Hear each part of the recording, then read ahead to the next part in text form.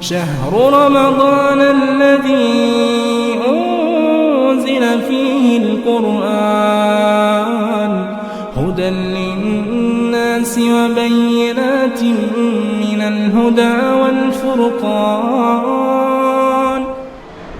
السلام عليكم ورحمة الله وبركاته. الحمد لله رب العالمين والعاقبة للمتقين والصلاة والسلام على أشرف الأنبياء والمرسلين نبینا محمد وعلی آلہ واصحابہ اجمعین اما بعد. تیسرے پارے کی تلاوت مکمل ہوئی ہے. اس میں سورہ بقرہ ختم ہو کر سورہ آل عمران کا کچھ حصہ کے تراویح میں پڑھا گیا ہے. کوشش اس بات کی کریں گے کہ 25-30 منٹ میں اس صورت میں اللہ تبارک و تعالیٰ نے جو اہم مضامین بیان فرمائے ہیں اس کو ہم آپ کے سامنے بیان کریں. اللہ تبارک و تعالیٰ نے تیسرے پارے کے شروع میں یہ بتایا کہ اللہ تعالیٰ نے رسولوں کو دنیا میں روانہ فرمایا. رسولوں کو دنیا میں روانہ فرمانے کے بعد اللہ تبارک و تعالیٰ نے ان کے درمیان میں مراتب بیان کیے. دیکھیے آدم علیہ السلام سے لے کر نبی کریم صلی اللہ علیہ وسلم تک کئی انبیاء تشریف لائے جن کی تعداد صرف اللہ تبارک و تعالیٰ ہی کو معلوم ہے. ان نبیوں میں اللہ تبارک و تعالیٰ نے کیٹیگری بنائے. آدم کا الگ مرتبہ تھا، نوح کا الگ مرتبہ تھا. جب بات دو نبیوں کی آئی ہے تو آپ یہ اپنا ذہن میں بٹھا لیں. دنیا میں سب سے پہلے نبی آدم ہیں اور دنیا کے سب سے پہلے رسول نوح علیہ السلام ہیں. اور نبی میں اور رسول میں فرق ہوتا ہے. دنیا میں سب سے پہلے نبی آدم ہیں، دنیا میں سب سے پہلے رسول حضرت نوح علیہ السلام ہیں. اور یہ پیغمبروں کا سلسلہ رسول اکرم صلی اللہ علیہ وسلم پر ختم ہوا. علامہ قرطبی رحمہ اللہ نے کہا اللہ تعالیٰ نے ایک نبی کو دوسرے نبی پر فضیلت دی. یہاں فضیلت کی بات آتی ہے تو وہاں اللہ تعالیٰ یہ بھی فرماتا ہے منہم من کلم اللہ. ان نبیوں میں سے کچھ ایسے ہیں جنہوں نے اللہ سے بات کی ہے. کون ہیں 3 اللہ تعالیٰ سے بات کرنے والے؟ اللہ کے نبی صلی اللہ علیہ وسلم نے اس کی طرف اشارہ فرمایا. آپ نے کہا آدم نبی مکلم، آدم وہ پہلے نبی ہیں جس سے اللہ تبارک و تعالیٰ نے بات کی ہے، پہلا. دوسرا اللہ تعالیٰ سے بات کرنے کا شرف حاصل کرنے والے حضرت موسیٰ علیہ السلام ہیں. جیسا کہ اللہ نے فرمایا وَكَلَّمَ اللَّهُ مُوسَىٰ تَكْلِيمًا. اور نبی اور موسیٰ کے علاوہ اللہ کے نبی صلی اللہ علیہ وسلم کو بھی اللہ تبارک و تعالیٰ سے بات کرنے کا اتفاق ہوا. جیسا کہ اللہ کے نبی صلی اللہ علیہ وسلم معراج میں گئے تھے تو اللہ تعالیٰ نے رسول اکرم صلی اللہ علیہ وسلم نبی کریم صلی اللہ علیہ وسلم نے اللہ تبارک و تعالیٰ سے بات فرمائی. معزز حاضرین، اب یہ سوال یہ پیدا ہوتا ہے جب ہم یہ کہتے ہیں کہ محمد سب سے افضل ہیں، اس کا مطلب یہ نہیں کہ ہم موسیٰ کو گھٹاتے ہیں. جب ہم یہ کہتے ہیں کہ موسیٰ افضل ہیں اس کا مطلب یہ نہیں کہ عیسیٰ گھٹ جاتے، ویسا نہیں. اس لیے علامہ قرطبی رحمہ اللہ نے کہا اللہ تعالیٰ نے نبیوں کے درمیان میں مراتب بنائے، کیٹیگری بنائے. اس کا مطلب یہ نہیں کہ ایک کی دوسرے کی توہین کی جائے. اسی لیے رسول اکرم صلی اللہ علیہ وسلم کے زمانے میں ایک یہودی اور مسلمان کے درمیان میں جھگڑا پیدا ہوا. یہودی بولنے لگا موسیٰ افضل ہیں اور مسلمان بولنے لگے نبی کریم صلی اللہ علیہ وسلم افضل ہیں. ایسا دونوں میں جھگڑا پیدا ہوا. معزز حاضرین، ہمارا جو مسلک اہل حدیث ہے ہم اس مسلک کے ماننے والے ہیں اور جس میں نبیوں کے بارے میں ایمان لانے کا تقاضا یہ ہے کہ ہم رسول اکرم صلی اللہ علیہ وسلم کو وہی مقام دیتے ہیں جو اللہ نے دیا ہے. ہم نبی کے درجے میں نہ غلو کرتے نہ گھٹاتے. اللہ تعالیٰ نے رسول اللہ صلی اللہ علیہ وسلم کو جو درجہ دیا ہے وہی درجہ دینا چاہیے. اس کے برعکس آج ہم اگر اپنے معاشرے میں دیکھیں نبی پر لوگ ایمان تو لا لیے لیکن نبی کے صحیح مقام و مرتبے سے لوگ آج واقف نہیں ہیں. بعض لوگ بولتے ہیں کہ اللہ کے نبی صلی اللہ علیہ وسلم غیب جاننے والے تھے. بعض لوگ یہ کہتے ہیں کہ نبی نور ہیں، بشر نہیں ہیں، نور ہیں. اسی لیے جب بھی نبی کریم صلی اللہ علیہ وسلم کا نام آتا ہے تو ہنگوٹے چومتے ہیں. لہذا نبی کا وہ مقام ہے جہاں اللہ تعالیٰ نے آپ کو رکھا ہے. 1 انچ بھی آگے بھی نہیں ہٹ سکتے، پیچھے بھی نہیں ہٹ سکتے. اسی لیے نبی کریم صلی اللہ علیہ وسلم نے فرمایا لوگو تم میری شان میں ویسے غلو نہ کرو، میرا مقام ویسے نہ بڑھاؤ جیسے عیسائیوں نے حضرت عیسیٰ علیہ السلام کے بارے میں کہا عیسیٰ اللہ کا بیٹا اور جو عیسیٰ اللہ کا بیٹا ہے. معزز حاضرین، ہم آپ کے سامنے ایک بات کی وضاحت کرتے ہوئے اپنے درس کو آگے بڑھاتے ہیں۔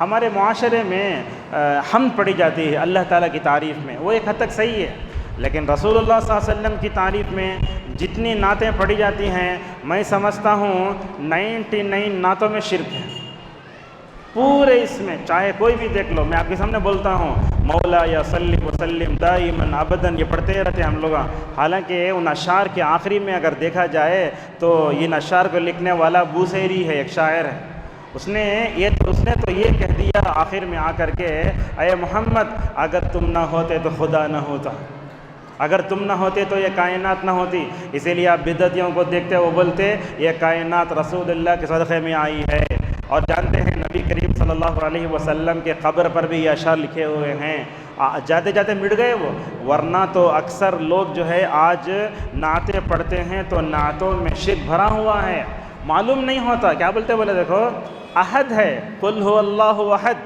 میم ڈالے تو احمد بن گیا کہتے، بس دونوں میں میم کا فرق ہے، اس طرح کی باتیں لوگ کرتے ہیں، لہٰذا ہمیں نبی کریم صلی اللہ علیہ وسلم کی شان میں کبھی غلو نہیں کرنا چاہیے۔ آج کے درس کی جو دوسری بات ہے وہ آیت الکرسی سے متعلق ہے۔ آیت الکرسی تو آپ جانتے ہیں، اللہ کے نبی صلی اللہ علیہ وسلم نے ایک صحابی سے کہا کہ یہ آیت قرآن میں سب سے بڑی آیت ہے اور اس کو یاد کرنا بڑا مبارک کام ہے، ٹھیک ہے۔ آیت الکرسی میں ایک لفظ آیا وسیع کرسیہ السماوات والارض، کرسی، کرسی کا کیا مطلب ہے؟ کرسی کا کیا مطلب؟ کیا کرسی کا معنی علم کا ہے؟ کیا کرسی کا معنی صحیح کرسی ہے؟ اس بارے میں اسلاف کے قول کا پورا خلاصہ لکھا جائے۔ عبداللہ ابن عباس رضی اللہ عنہما نے فرمایا یہ آیت الکرسی میں کرسی کا جو لفظ ہے اس سے مراد اللہ تبارک و تعالیٰ کے پیر رکھنے کی جگہ ہے۔ اللہ کرسی پر بیٹھا نہیں ہے، اللہ تعالیٰ عرش پر مستوی ہے، جو کرسی ہے وہ کرسی اللہ تعالیٰ کے پیروں کے رکھنے کی جگہ ہے۔ آپ یہ ہمیشہ ذہن میں رکھ کر مکمل طور پر لوگوں کے سامنے بیان کریں۔ اور بعض لوگوں کو ہم آیت الکرسی پڑھے تو لا اکراہ فی الدین میں ملا کو پڑھتے، حالانکہ آیت الکرسی وہو العلی العظیم پہ ختم ہو جاتی ہے۔ کچھ لوگ پڑھ لے کو جاتے رہتے اللہ ولی الذین آمنوا یخرجہم، وہ آیت الکرسی نے، آیت الکرسی کہاں ہے؟ اللہ لا الہ سے شروع ہو کر وہو العلی العظیم تب ختم ہو جاتی ہے۔ یہ آیت الکرسی ہم کہاں کہاں پڑھتے ہیں؟ ایک تو ہر نماز کے بعد پڑھتے ہیں، رات میں جب انسان جو ہے سونے سے پہلے پڑھتا ہے تو اللہ تبارک و تعالیٰ اس کی خاص طور پر حفاظت فرماتا ہے۔ اور اللہ تعالیٰ کی شان دیکھیے، ایک مرتبہ ابو ہریرہ سے شیطان خود آ کر کہنے لگا، ابو ہریرہ سے شیطان خود آ کر کہنے لگا اگر تم آیت الکرسی پڑھو گے اللہ تعالیٰ تم کو شیطان سے محفوظ رکھے گا۔ جب یہ واقعہ سن کر حضرت ابو ہریرہ رضی اللہ عنہ نبی کریم صلی اللہ علیہ وسلم کے پاس آ کر بولے شیطان ایسا بولا، بولے تو اللہ کی نبی نے کیا فرمایا؟ کبھی کبھی جھوٹا انسان بھی سچ بولتا ہے۔ اللہ کے نبی صلی اللہ علیہ وسلم نے ویسے فرمایا۔ اس آیت کرسی سے متعلق کچھ غلط باتیں ہمارے ذہن میں بیٹھ گئی ہیں، اس کی ہم نشاندہی کرتے ہیں۔ اس آیت الکرسی کے بارے میں لوگ بولتے ہیں یہ قرآن آیت کی سردار ہے، یہ حالانکہ روایت ضعیف ہے۔ بعض لوگ بولتے آیت الکرسی پڑھ لیا تو پورا قرآن پورا پڑھنے کا ثواب ملتا، اور آیت الکرسی کی فضیلت کے بارے میں لوگ یہ بھی بولتے جب آیت الکرسی اتر رہی تھی تو بتاں گرتے تھے، حالانکہ یہ بات بھی صحیح نہیں ہے۔ اور بعض لوگ بولتے ہیں آیت الکرسی رات میں اتری، دن میں نہیں اتری، حالانکہ اس تعلق سے بھی کوئی بھی بات ہمیں صحیح معلوم نہیں ہے۔ معزز حاضرین، اللہ تعالیٰ کی کرسی کے بارے میں ہمیں یہ عقیدہ رکھنا چاہیے کہ کرسی مخلوق ہے عرش کے مقابلے میں، اور عرش جو ہے اس سے بڑا ہے، اور کرسی کے بارے میں قرآن و سنت اجماع سلف اس پر مکمل طور پر ثابت ہے۔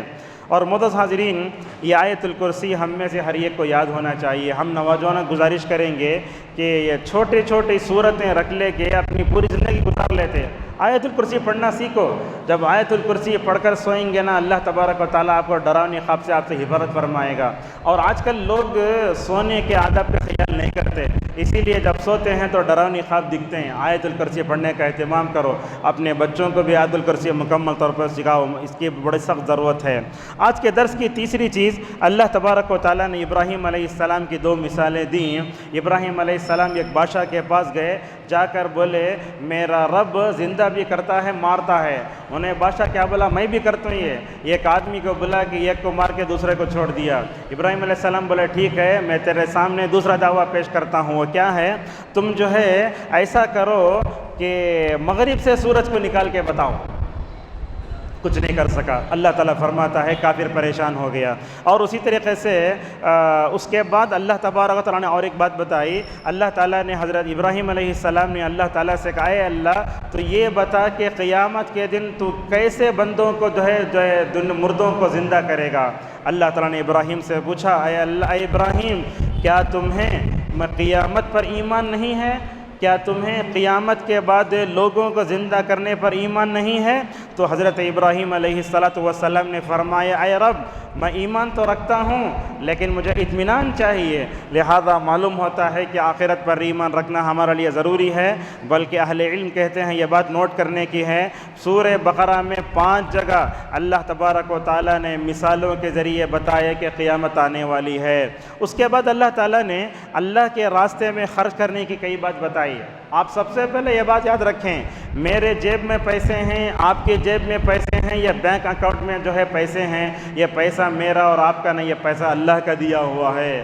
چنانچہ اللہ نے یہ بات کہی، وَآتُوهُم مِّن مَّالِ اللَّهِ الَّذِي آتَاكُمْ۔ اور یہ بات یاد رکھیے، دنیا میں کوئی بھی مالدار ہے، باپ دادا مالدار تھے اس لیے وہ مالدار نہیں بنا، بلکہ یہ کہنا چاہیے کہ جس ذات نے میرے ماں باپ کو مال دیا اسی ذات نے مجھے مال دیا ہے۔ اور یہ مال ہم اپنے ذہنی کوشش سے نہیں کماتے، جیسا کہ قارون نے کہا، انما اوتیتہ علی علم عندی۔ یہ مال جب آتا ہے تو اللہ کے نبی صلی اللہ علیہ وسلم نے فرمایا، اچھا مال اچھے لوگوں کے ہاتھوں میں جاتا ہے تو دنیا والوں کو فائدہ ہوتا ہے، ورنہ تو آج مال برے لوگوں کے ہاتھوں میں ہے، غلط راہوں میں استعمال کیا جا رہا ہے۔ اور یہ بات یاد رکھیں آپ، صرف مالدار ہونا شریعت کے پاس قابل مدح نہیں ہے، قابل تعریف نہیں ہے، بلکہ مال ملنے کے بعد نیک راستوں میں خرچ کرنے کی توفیق ملتی ہے تو ایسا شخص قابل رشک ہے۔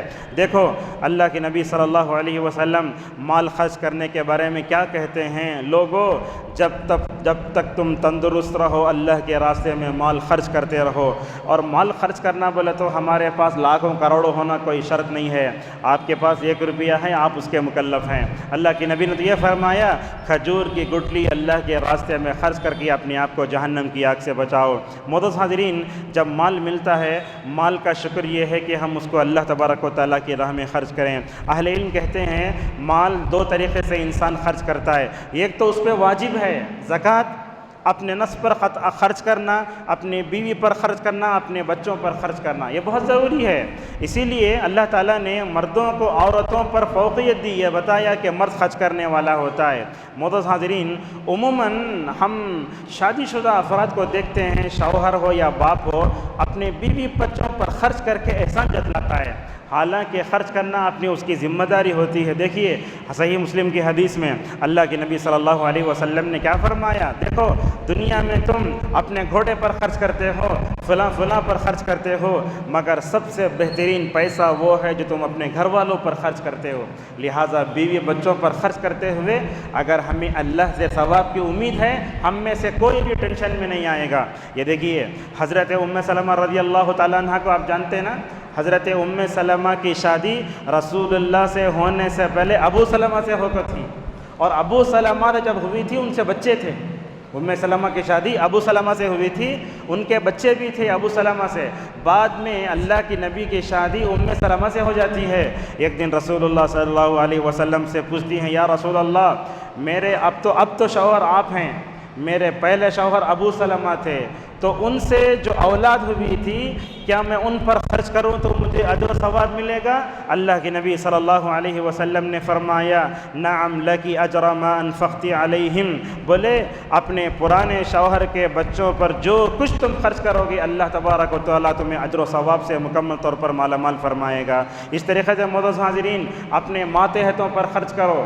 ہم معاشرے میں دیکھتے ہیں لوگوں کو بہت دیتے ادھر ادھر، ماتحت بولتا میرے تنخواہ میں 500 روپے بڑا بولا تو ہم نکالتے اسے، ایسا ہوتا ہے۔ دیکھو ابو ہریرہ رضی اللہ عنہ اپنے گھر والوں پر خرچتے، اپنے غلاموں پر بھی خرچ کرتے تھے۔ یہ دیکھیے واقعہ ہم آپ کے سامنے بیان کرتے ہیں۔ عبدالعزیز ابن ابی رواد رحمہ اللہ یہ کہتے ہیں کہ میں نے اکرمہ سے کہا، میں اصل میں مکے میں رہتا تھا، دیکھیے میں مکے میں رہتا تھا، مکے میں میرے لیے پیسے کمانے کی کوئی راستہ نہیں تھا، اسی لیے میں اپنی بیٹیوں کی خاطر مکہ چھوڑ کر خراسان آیا۔ تو اس سے کیا معلوم ہوتا ہے ہمارے اسلاف اپنے بیوی بچوں پر خرچ کرنے کے لیے اپنا وطن بھی چھوڑ دیتے ہیں۔ ماشاءاللہ آج بھی ہم لوگ دیکھتے ہیں کتنے بلاری والے لوگ سعودی میں رہیں گے، کویت میں رہیں گے، اگر ان کی نیت اپنے بچوں پر خرچ کرنا ہے نیک نیتی کے ساتھ، ان کا وطن چھوڑ کر جانا بھی اللہ تبارک و تعالیٰ کے پاس عبادت ہے۔ اسی طریقے سے عبداللہ بن مبارک رحمہ اللہ کہا کرتے تھے، لوگوں اپنے گھر والوں پر خرچ کرو، اور اپنے گھر والوں پر خرچ کرنے کے لیے محنت کرنا جہاد کرنے سے بھی افضل ہے۔ جو باپ گھر کے باہر جا کر کے خون پسینہ یہ کر کے اپنے بیوی بچوں کے لیے کماتا ہے، سب کرتا ہے، تو وہ باپ بڑا قابل مبارکباد ہے شریعت کے نظر۔ اور ہمارے اسلاف بھی کیسے تھے ماشاءاللہ، صدقہ و خیرات کرتے ایک دوسرے کو معلوم نہیں ہوتا رہا۔ یہ مثال دیکھیے، حضرت علی ابن ابی طالب کے پوتے، عرب میں کیا ہوتا، دادا کا نام پوترے کو رکھتے تھے۔ حضرت علی رضی اللہ عنہ کے ایک پوترے تھے جن کا نام علی تھا۔ انہوں کیا کرتے، راتوں میں اپنے پیٹھ پہ راشن اٹھاتے، معلوم نہیں سو رات میں جا کے مدینے کے ہر گھر کے دروازے پر راشن لگ کے آ جاتے۔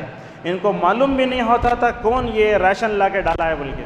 جب ان کا انتقال ہوا تو پیٹھ نہلانے کے لیے پلٹایا گیا میت کو، دیکھا جا رہا ہے ان کے پیٹھ کے اوپر کالے نشانات ہیں۔ کسی کو معلوم نہیں یہ کالا نشان کیا ہے۔ بعد میں ان کے گھر والوں سے پوچھا گیا تو کیا بولتے معلوم ہے، رات میں میرے شوہر غریبوں کا راشن اپنے پیٹھ پہ اٹھاتا تھا، اس کے یہ نشانات ہیں۔ اس سے کیا معلوم ہوتا ہے، اب گھر والوں کے علاوہ کسی کو معلوم نہیں ہوتا تھا، مکمل طور پر اپنے بیوی بچوں پر مکمل طور پر فرض کریں۔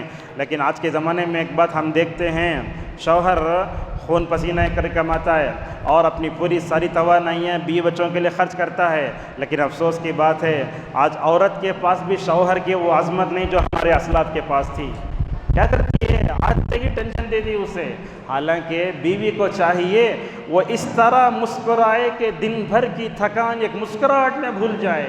آج تک ہی پوچھتی وہ لاؤ بولا تھا کیوں نہیں لائے تمہیں، دیکھو آج تک ہی ٹینشن۔ اسی وجہ سے لڑائی جھگڑا ہو کے طلاق خلا کے وسائل پیش آتے ہیں۔ اور اسی طریقے سے آج کے بچوں میں یہ خراب بات ہے، نہ تو باپ کی تکلیف کا احساس ہے نہ ماں کی تکلیف کا احساس ہے۔ اگر باپ کما کے رکھتا ہے تو بچے بڑے بے دردی سے خرچ کرتے ہیں، تو یہ بچوں کے اندر باپ کی بھی احساس نہیں، ماں کی تکلیف کا احساس نہیں، اور یہ بے دردی سے جو خرچ کرتے ہیں نا، آنے والے دنوں میں ان کے لیے بڑے مشکلات پیدا ہو جائیں گے۔ لہذا اس طریقے سے ہم اپنے بچوں کی بغیر درد کے مکمل طور پر تربیت نہ کریں۔ اس طریقے سے اللہ تعالیٰ نے آج کی صورت میں اور ایک بات یہ بتائی کہ لوگوں سود چھوڑ دو۔ آج ہم دیکھتے ہیں سود ہمارے پاس بہت ہے، میں تو سمجھتا ہوں ہم میں سے شاید بہت کم ہی، حتیٰ کہ علماء بھی اس میں ملوث ہو گئے ہیں۔ یہ سود کا معاملہ ایسا معاملہ ہے، اس میں بہت کم لوگ بچے ہیں۔ اللہ کے نبی صلی اللہ علیہ وسلم نے خطبہ حجۃ الوداع میں فرمایا، میرے چچا عباس نے جو سود لیا تھا میں اپنے اس کو پیروں کے نیچے رونتا ہوں۔ اس کا کیا مطلب ہے، سود ایک ایسی چیز ہے جس کو بیاض بولتے نا، اس کو مکمل طور پر ختم کرنا چاہیے۔ اور اللہ تبارک و تعالیٰ نے اس کے بارے میں کہا، اگر تم سود نہیں چھوڑو گے گویا تم اللہ اور اس کے رسول کے خلاف اعلان جنگ کر رہے ہو۔ اب یہاں آپ کے سامنے یہ بتاتے ہیں، اگر ہم اپنے آپ کو سود سے بچانا چاہتے ہیں تو کیا کرنا چاہیے، بڑا اہم ہے۔ سود سے بچنا تو کیا کرنا میں، اب بولتے گھر بننے کا ہے لون لینا پڑتا ہے، میرے پاس پیسہ نہیں ہے گروی رکھ کے میں پیسے لا کے اپنی بچے کی شادی کرتا ہوں، ایسا لوگ بولتے۔ لیکن سود سے بچنے کے لیے شریعت نے ہمارے سامنے بہت سے راستے بتائے۔ ہم کو سب سے پہلے اپنے دل میں اللہ تبارک و تعالیٰ کا ڈر ہونا چاہیے۔ اگر میں سود لوں گا، کچھ لوگوں کو ہم دیکھتے ہیں سود پہ گاڑی لے لیتے، حالانکہ نماز پہلی صفحہ پڑھتے رہتے۔ یہ نماز پڑھنا ایک طرف، لیکن سود کا انجام بڑا خطرناک ہوگا۔ لہٰذا ہم میں سے ہر ایک کو اللہ تبارک و تعالیٰ سے ڈرتے رہنا چاہیے۔ دوسری بات، زندگی ایسے قناعت پسندی اور پلاننگ کے ساتھ گزارو کہ آپ کو سود لینے کی ضرورت نہ پڑے۔ مثلا آپ 20,000 کما رہے ہیں تو کیا کرو، مہینے کا بجٹ 15,000 کا رکھو۔ اگر آپ 25,000 کا رکھتے ہیں تو سود لینا پڑتا ہے۔ اور آج کل یاد رکھیے 10 روپے بھی قرض کون بھی نہیں دیتا۔ آج مسلمانوں کا حال یہ ہے، پہلے زمانے میں لوگ قرض لے تو واپس کرتے تھے، آج قرض واپس بھی نہیں کرتے لوگ۔ اس طریقے سے سود میں پڑنے کی انسان کو ضرورت ہی نہیں ہے۔ تیسری بات، زندگی کا معیار اونچا مت بناؤ۔ اللہ تعالیٰ نے آپ کو مال جتنا دیا ہے اسی میں گھر بناؤ۔ آپ لون لے کے گھر کہیں کو بناتے، بعد میں کیا ہوتا، لون پھٹتا بھی نہیں، آ کے گھر کو سیل ڈالتا انہیں. آج یہی حال ہو رہا ہے. اور زندگی گزارنے کا معیار اللہ اور اس کے رسول نے جو دیا ہے وہ رکھو. یہودیوں نے، کفار مکہ نے، ویسٹرن کلچر نے زندگی گزارنے کا جو تصور دیا اس کے پیچھے ہم بھاگ رہے ہیں. لہذا زندگی کا معیار ہمیں کبھی اونچا نہیں کرنا چاہیے. اور یاد رکھیں، یہ سود جب انسان لیتا ہے زندگی سے برکت کا خاتمہ ہو جاتا ہے. ہمارے سے کتنے لوگ ہیں 20,000 لیتے 10,000 وڈی کو بنتے ہیں. لوگ رو رہے ہیں، دال کھانا مچر کھانا پڑ رہا ہے، اس وجہ سے برکت کا خاتمہ ہو جاتا ہے، بے چینی ہو جاتی ہے. اگر آپ اپنے بیوی بچوں کو بھی سود کا مال کھلائے تو اس کا اثر آپ کی بیوی پر بھی ہوتا، بچوں پر بھی ہوتا. لہذا اس سے اپنے آپ کو بچاؤ. اور اسی طریقے سے ہمارے معاشرے میں اس طرح کے دروس سے خطبات ورکشاپ چلانا، سود کیا، اس کی حرمت کیا، اس کے نقصانات کیا، اس سے بچنے کے لیے ہمیں مکمل طور پر کیا کرنا چاہیے. اور اسی طریقے سے جو لوگ سود میں پڑے ہوئے ان کو سود سے نکالنے کی کوشش کرو. اور اس کے نکالنے کے لیے بیت المال کا قیام بھی مکمل طور پر ہمارے لیے بہت ضروری ہے. آئیے معزز حاضرین، قرض کے بارے میں چند باتیں بتا کے اپنی بات کو آگے بڑھاتے ہیں. اسلام میں کیا قرض لینا جائز ہے؟ ہاں، قرض لینا دینا دونوں جائز ہے، بلکہ یہ قرض لینا اور دینا اصل میں صدقے کے مقام میں آتا ہے، جیسا کہ نبی کریم صلی اللہ علیہ وسلم نے فرمایا. اچھا، قرض لینے کا ادب کیا؟ قرض لیے تو کیا کرنا، لکھ کے دینا.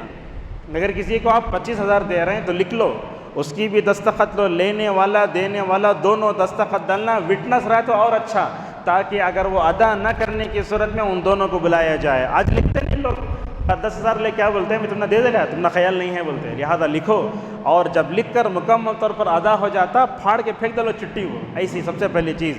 دوسری یہ ہے، قرض دینے والا جس کو دیتا ہے ذرا آسانی بھی کرنا. اگر انہیں بولا 6 مہینے میں ادا کرتا ہوں تو ذرا 1 سال تک جو ہے اسے مکمل طور پر مہلت دے دو. اللہ کے نبی صلی اللہ علیہ وسلم نے کیا فرمایا؟ جو آدمی قرض دے کر معاف کرتا ہے، دیکھیے، جو آدمی قرض دے کر معاف کرتا ہے یا قرض واپس کے لینے میں مہلت میں اس کے لیے مزید آسانیاں پیدا فرماتا ہے، ایسا قرض دینے والا قیامت کے دن عرش الہی کے سائے میں ہوگا.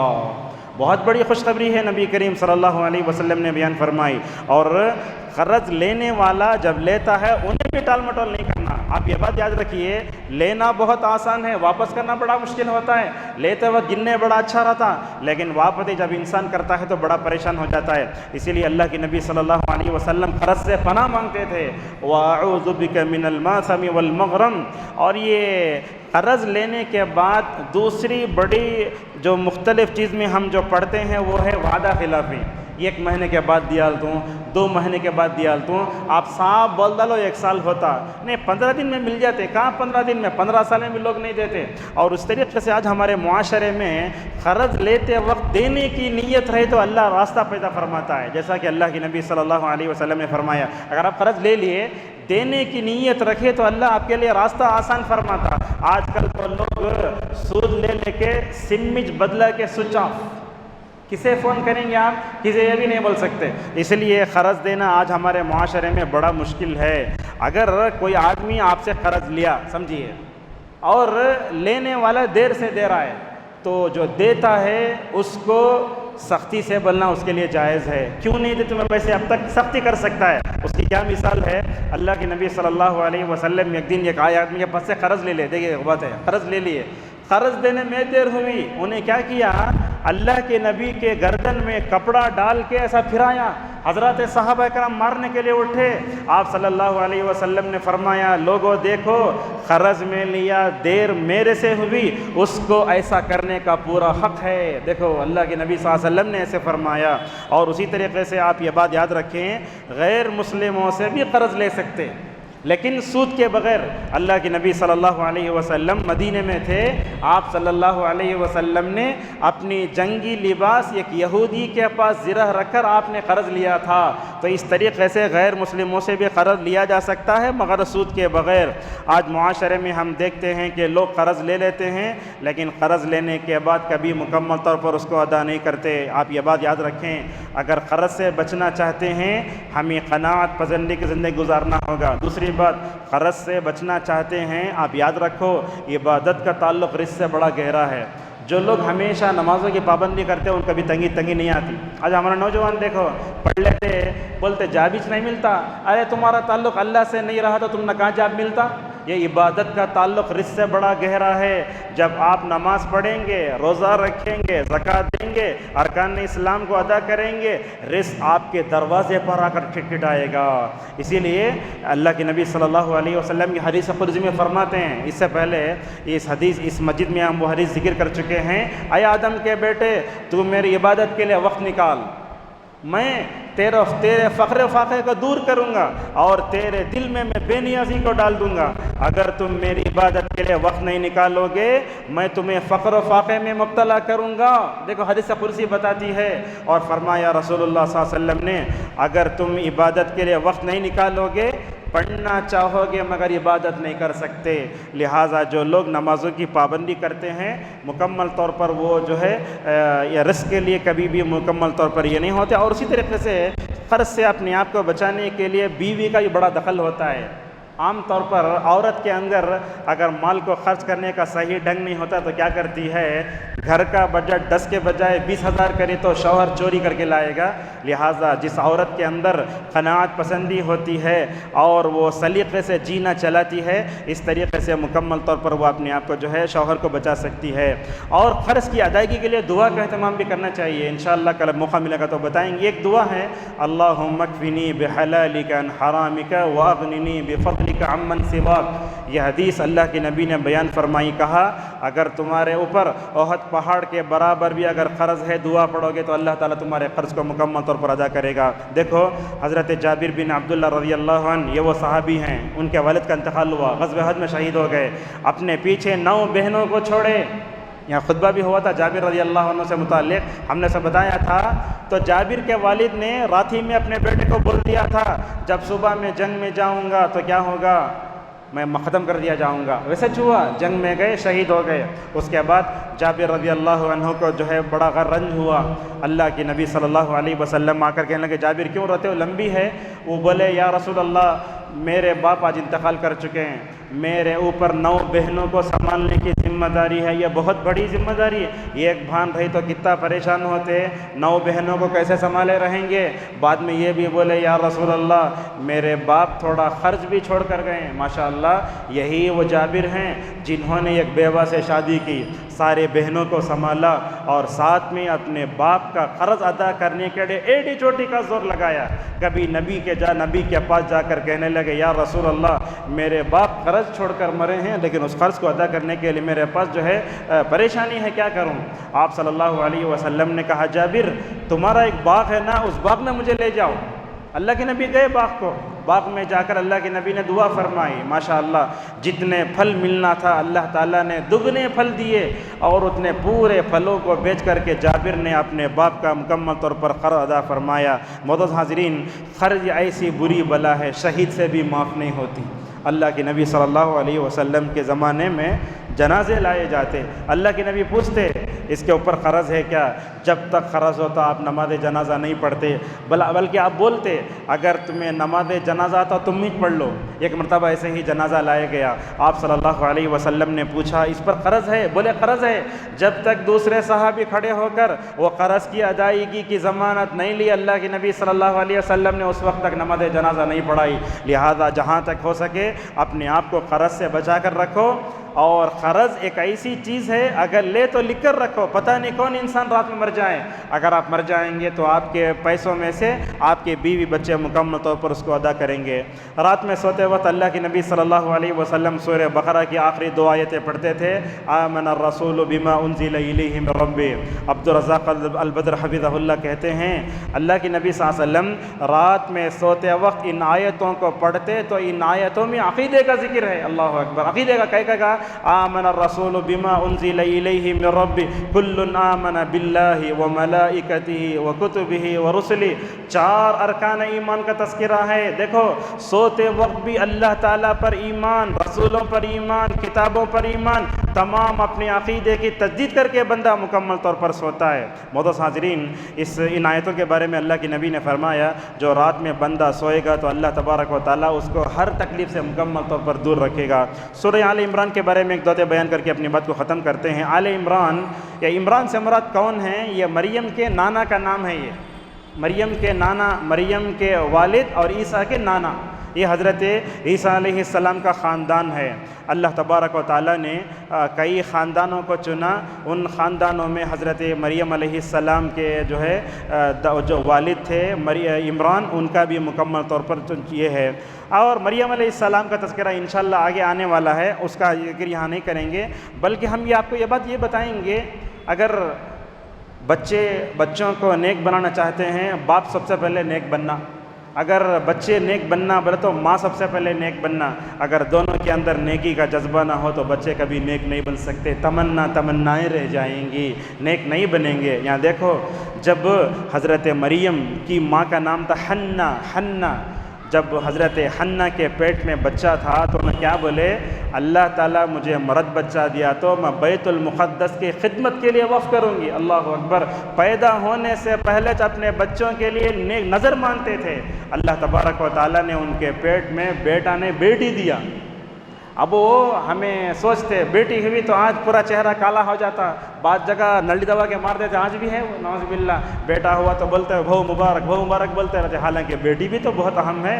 اور یاد رکھیں، عرب میں بیٹی پیدا ہوتی تو اس کو مار دیتے تھے۔ اللہ تعالیٰ نے سورہ شورى میں جہاں اولاد کا تذکرہ فرمایا تو سب سے پہلے لڑکیوں کا تذکرہ فرمایا۔ لڑکیوں کی پیدائش رحمت ہے، نعمت ہے، اور اللہ تبارک و تعالیٰ کی بہت بڑی نعمت ہے۔ لہذا جب حنہ کے پیٹ میں مریم تھیں، پیدا ہوئے مریم علیہ السلام، تو کیا دعا کری معلوم؟ حالت حمل میں، اے اللہ میرے پیٹ میں ہے نا وہ بچے کو اور اس کے پیٹ سے پیدا ہونے والے بچے کو تو شیطان سے بچا لے۔ ایسے ہی ہوا۔ حضرت ابو ہریرہ رضی اللہ عنہ کہتے ہیں کہ اللہ کے نبی صلی اللہ علیہ وسلم نے فرمایا، دنیا میں کوئی بھی بچہ پیدا ہوتا ہے، شیطان جا کے اسے انگلی کرتا ہے۔ روتا بچہ روتا نہیں، شیطان اسے انگلی کرتا ہے، شیطان انگلی کرتا اسے۔ اللہ کے نبی نے فرمایا یہ شیطان کی انگلی سے 2 جنے بچے، ایک تو مریم، دوسرے عیسیٰ، ماشاءاللہ، یہ دونوں بچے سے، بلکہ ہر بچے کو مکمل طور پر شیطان چھوتا ہے۔ معزز حاضرین، ماں باپ کی نیکی کا اثر بچوں پر بھی بڑا گہرا ہوتا ہے۔ ہم کتنی مثالیں دیں آپ کے سامنے، ماں باپ نیک ہوں تو بچے نیک ہوتے ہیں، ماں باپ اگر برے ہوتے ہیں تو بچے بھی برے ہو جاتے ہیں۔ کتنی مثالیں ہم آپ کے سامنے دیں۔ حضرت اسماء کے بیٹے عبداللہ ابن زبیر، خنسا کے 5 بیٹے ایک جنگ میں شہید ہو گئے، ایک ہی جنگ میں خنسا کے 5 بیٹے شہید ہو گئے۔ کیا بولی معلوم؟ تمام تعریفیں اس اللہ کے لیے ہیں جس نے میرے 5 بیٹوں کو اللہ تعالیٰ نے اپنے راستے میں شہادت کا جام دلایا۔ اتنا ہی نہیں کہا، بلکہ آگے کہا اللہ تعالیٰ سے پوری امید ہے اللہ تعالیٰ مجھے اپنے بچوں کے ساتھ اپنی رحمت اور جنت میں جمع بھی فرمائے گا۔ معزز حاضرین، یہ ام سلیم رضی اللہ عنہا ہیں، ان پر اپنے بچے انس کی بڑی فکر رہا کرتی تھی۔ رسول اکرم صلی اللہ علیہ وسلم کے پاس لے گئے، کہنے لگی ام سلیم یا رسول اللہ، یہ میرا چھوٹا سا بچہ آپ کا خادم انس ہے، آپ اس کے لیے دعا کرو۔ اللہ کے نبی نے دعا فرمائی، اے اللہ انس کے مال میں اور اس کی اولاد میں برکت عطا فرما۔ دیکھو یہ صحیح بخاری ایسے ہی وجود میں نہیں آ گئی، امام بخاری کے پیچھے بھی ایک عظیم ماں کا کردار تھا۔ جب وہ 10-12 سال کی عمر میں نابینا ہو گئے، امام بخاری رحمہ اللہ کے والدہ کو اپنے بچے کی کتنی فکر تھی، رات رات تہجد پڑھتی، اپنے رب سے دعا کرتی، اے اللہ تو میرے بیٹے کی بینائی کو لوٹا دے واپس۔ ایک دن ایسے ہی ہوا، خواب میں دیکھتی ہیں، امام بخاری کے والدہ حضرت ابراہیم علیہ السلام آتے ہیں اور خواب میں کہتے ہیں اللہ تعالیٰ نے تم سے وعدہ کیا ہے کہ اللہ تعالیٰ تمہارے بیٹے کی بینائی کو لوٹائے گا۔ اتنا ہی خواب دیکھ کر اٹھنا تھا تو کہتے ہیں امام بخاری رحمہ اللہ کے والدہ، میرا بیٹا اپنی جگہ سے اٹھ کر برابر وضو کرنے کے لیے جا رہا ہے۔ اللہ اکبر! اتنا ہی نہیں تھا، اللہ تعالیٰ نے اس عظیم ماں کی والدہ کو بیٹے کے حق میں دعا اتنا جمع فرمایا۔ امام بخاری رحمہ اللہ مدینے میں اور کیا کرتے تھے، وہ چاندنی راتوں میں بیٹھ کر حدیث لکھا کرتے تھے۔ اللہ اکبر! اتنی عظیم۔ اور اسی طریقے سے شافعی رحمہ اللہ کے والدہ بھی کم نہیں تھی۔ امام احمد رحمہ اللہ کے والدہ کا قصہ دیکھو کیسے تھی۔ امام احمد رحمہ اللہ کہتے ہیں میں 10 سال کا تھا، میری ماں نے مجھے حافظ قرآن بنایا۔ اللہ اکبر! کیسے دیکھو، مائیں اپنے بچوں کو حافظ قرآن بناتی تھیں. آج تربیت کے لیے وقت دینا مشکل ہے. وہ کہتے ہیں کہ میری ماں میرے لیے حافظ قرآن بناتی تھی، اور بغداد کی ٹھنڈی راتوں میں جب بیٹے کو تکلیف ہوتے بولے تو چولہا سلگاتی، پانی گرم کرتی، خود وضو کرتی، مجھے وضو کراتی، اچھے کپڑے پہنا کے نماز فجر سے پہلے مجھے مسجد میں لے جایا کرتی تھیں. اللہ اکبر. کیسے تھے؟ یہ وہ عظیم ماں ہے جس کے بیٹے نے 10 لاکھ حدیثوں کو یاد فرمایا. یہ سب کیا ہیں؟ یہ سب کتابوں کے اندر ہیں. یہ ہماری پریکٹیکل لائف میں جب تک یہ چیز نہیں آتی ہم اپنی دنیا کو کچھ بھی نہیں دے سکتے. اور خصوصاً اپنے بچوں کو یہ واقعات سنا کے ان کے اندر انقلابی زندگی پیدا کرو. ہم راہل ڈراوڈ کے بھی سلمان خان کے قصے سنا تو ہمارے بچے کہاں سے سدھرتے؟ مکمل طور پر اس کو توجہ دو. اور اس کے بعد آخری بات بیان کر کے اپنی بات کو ختم کرتے ہیں. عموماً کیا ہوتا ہے جب انسان اپنے بچے کی تربیت کرتا ہے تھک جاتا ہے، بیزار ہو جاتا ہے. اپنے بچوں کو کتنا بولے تو سنتے کیا کرنا. فضیل ابن عیاض رحمہ اللہ، بہت بڑے عالم دین، فضیل ابن عیاض رحمہ اللہ اپنے بیٹے کی تربیت کر کے تھک گئے. حالانکہ اس زمانے کی طرح برائی کے وسائل کیا بھی نہیں تھے. تھک گئے. کیا بولے؟ اے اللہ، اپنے بیٹے کی تربیت کرتا تھک گیا ہوں میں. اے اللہ، اگر ادب سکھانے والی ذات ہے تو ہی ہے. ایسے ہی کہا اللہ تبارک و تعالیٰ سے. علامہ ذہبی رحمہ اللہ کہتے ہیں جب باپ نے اپنے بیٹے کی تربیت میں زیادہ کوشش کر کے اللہ تعالیٰ سے دعا کی، اللہ تعالیٰ نے والد محترم کی دعا کی برکت سے بیٹے کو باپ سے اچھا بنایا ماشاءاللہ. اور بولتے دونوں بچے دونوں باپ بھی بیٹے بھی مل کر نماز پڑھتے، روزہ رکھتے، اور ایک دوسرے کے لیے مکمل طور پر آنکھوں کی ٹھنڈک بن گئے. اللہ تبارک و تعالیٰ نے اس کے بعد اہل کتاب کے بارے میں فرمایا. اور اس کے بعد اللہ تعالیٰ نے رسول اکرم صلی اللہ علیہ وسلم کے بارے میں ایک بات یہ کہی کہ قیامت تک جتنے انبیاء دنیا میں تشریف لائے، ہر نبی نے اپنی قوم سے یہ عہد لیا. کیا عہد لیا؟ محمد صلی اللہ علیہ وسلم اگر آئیں گے تو تم اس پر ایمان لے آنا. اور اللہ نے تیسرے پارے کے آخری میں یہ بات بھی بتائی. کیا بات بتائی؟ اسلام کے علاوہ اللہ کے پاس کوئی بھی دین ناقابل قبول ہے بس.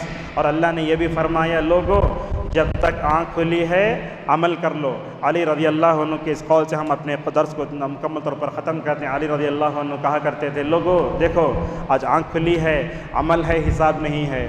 کل حساب ہوگا، عمل نہیں ہوگا. بہت بڑی بات ہے. آج عمل ہے، کیا نہیں ہے؟ حساب. نکل کیا ہوگا؟ حساب ہوگا، عمل نہیں ہوگا. لہذا قیامت کے دن زمین بھر کے سونا بھی اللہ کے دربار میں پیش کرو تو اللہ قبول کرنے والا نہیں ہے. تو اس درس میں نے جو باتیں بتائیں تیسرے پارے کی، اگر اس میں کوئی خیر ہے تو اللہ کی طرف سے ہے. اگر سبقت لسانی میں نے کوئی بات کہہ دی تھی وہ میرے اور شیطان کی طرف سے ہے. درد تھوڑا سا لمبا ہو گیا، بہرحال ہم سنتے ہیں، سننے کا ماحول ہے، اس لیے ہم نے وہ باتیں آپ کے سامنے رکھیں. اللہ تبارک و تعالی ہم سب کو اسلاف کے نقش قدم پر چلتے ہوئے اپنی اولاد کی نیک تربیت کرنے کی توفیق عطا فرمائے. اللہ تعالی ہم سب کو سوتے وقت آیت الکرسی کا اہتمام، سورہ بقرہ کی آخری آیتوں کو پڑھ کر سونے کی توفیق عطا فرمائے. اللہ تعالی یہاں جتنے خواتین اسلام آئی ہیں ان تمام خواتین اسلام کو مریم علیہ السلام کی طرح نیک بنائے. آمین. وآخر دعوانا الحمد للہ رب العالمین.